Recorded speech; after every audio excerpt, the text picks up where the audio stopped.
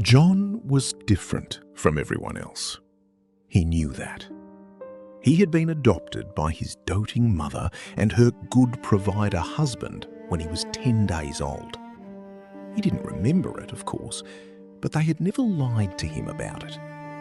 "You were chosen," his mother would say, usually with a smile. "We didn't have to have you. We chose you." It was meant to reassure him. For John, it became something else. Somewhere deep inside him, in a place he couldn't yet put words to, grew the knowledge that if a person could be chosen, they could also be unchosen. Not being raised by your birth parents has a curious effect. John grew up without a metaphorical mirror. His parents were literally made of different stuff to him. There were no family resemblances to help him understand himself. He would hear family friends say to his father, "He looks so much like you." John would glance from one face to the other and wonder, how? He didn't see it. Perhaps everyone else could. Perhaps he was the only one who couldn't. John was a good boy. Almost the perfect child in his parents' eyes. He is never any trouble. He just sits there and reads. Such a good boy. He reads so much. John learned very early that being good was valuable. His mother was functionally illiterate. She had survived a violent first marriage and had retreated almost completely from the outside world. She rarely left the house. Neither did John. His father was usually away travelling on business. When he was home, he largely ignored his son. There was no real relationship between them. His father's presence existed mostly as a threat delivered through his mother. "I'll tell your father when he gets home if you don't stop." It was enough. John was terrified of his father without really knowing him. He was terrified of the world outside the house too. His mother loved him fiercely, in the way she knew how. But love and raising a child were not the same thing. She nurtured him. She did not teach him. Until he was 9, she still wiped his bottom after he went to the toilet. John didn't know how to do it himself. Nobody had shown him. He was terrified of getting shit on his hands. The world outside was frightening. People were unpredictable. Anger was dangerous. Disapproval was catastrophic. So John discovered the safest rule he knew. Keep people happy. Be good. Don't cause trouble. Read your books. And he became extraordinarily good at it. At school, John was brilliant.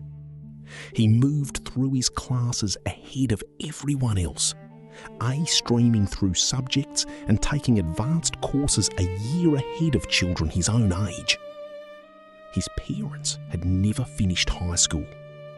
They were immensely proud of their boy. He's going to go to university. He's going to do something with his life. John absorbed their pride as another obligation. He would succeed.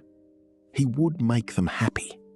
He would prove that choosing him had been the right decision. Then came the first day at university. John wandered through the enormous campus like a lost puppy. Everyone else seemed to know where they were going. Everyone else seemed to belong. Groups formed effortlessly around him. People laughed together. They talked about parties, relationships, money, sex, ambition, friendship. John understood almost none of the invisible rules. He desperately searched for a safe-looking face, someone kind, someone who might explain things. someone he could please.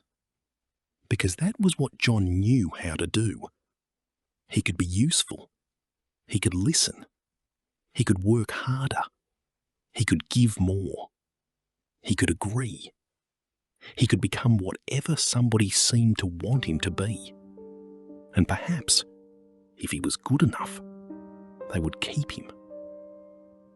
John carried that rule into adulthood without ever consciously choosing it. Today, someone might have recognised the signs, the social differences, the literal thinking, the difficulty reading intentions, the overwhelming fear of conflict, the need for routine, the extraordinary academic ability alongside profound difficulties with ordinary life. Someone might have said, "John, you're autistic." Someone might have taught him that being different didn't mean being defective. But nobody did. John was always a good boy. Never any trouble. So he learned to survive by pleasing, and predators noticed. One after another, people who understood the world better than John discovered how easy he was to control. Some were charming, some were broken, some were apparently generous. Some called themselves friends, some called themselves partners. Some simply needed something.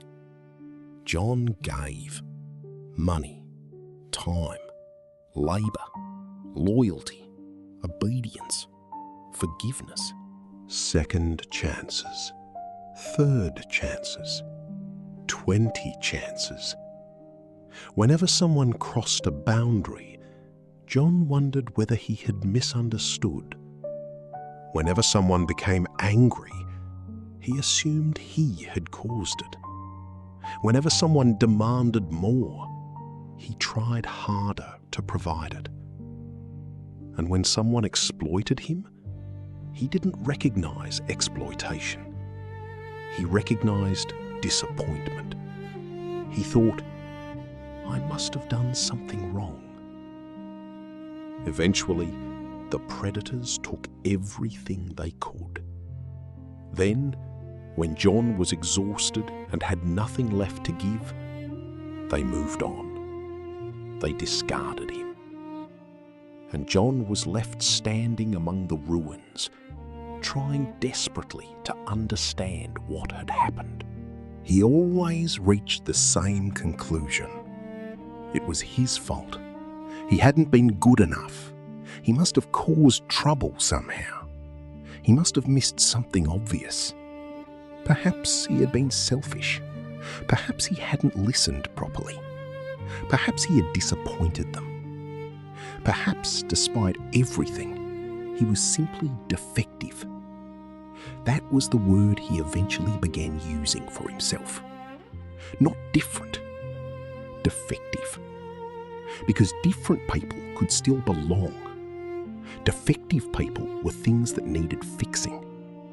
And John had spent his entire life believing that if he could just become good enough, useful enough, agreeable enough, clever enough, quiet enough, generous enough, someone would finally choose him and never unchoose him. He was a brilliant man, a deeply kind man, a man who had survived things he didn't even understand were happening to him. But somewhere inside him, the frightened 9-year-old boy was still standing in the bathroom, afraid to wipe his own backside because nobody had ever taught him how. Still waiting for someone to explain the rules. Still waiting for someone to tell him what was safe. Still trying to be good. And still, after all those years, quietly afraid that if he stopped being good for even one moment, they would leave. And this time, John thought, there would be nobody to choose him again.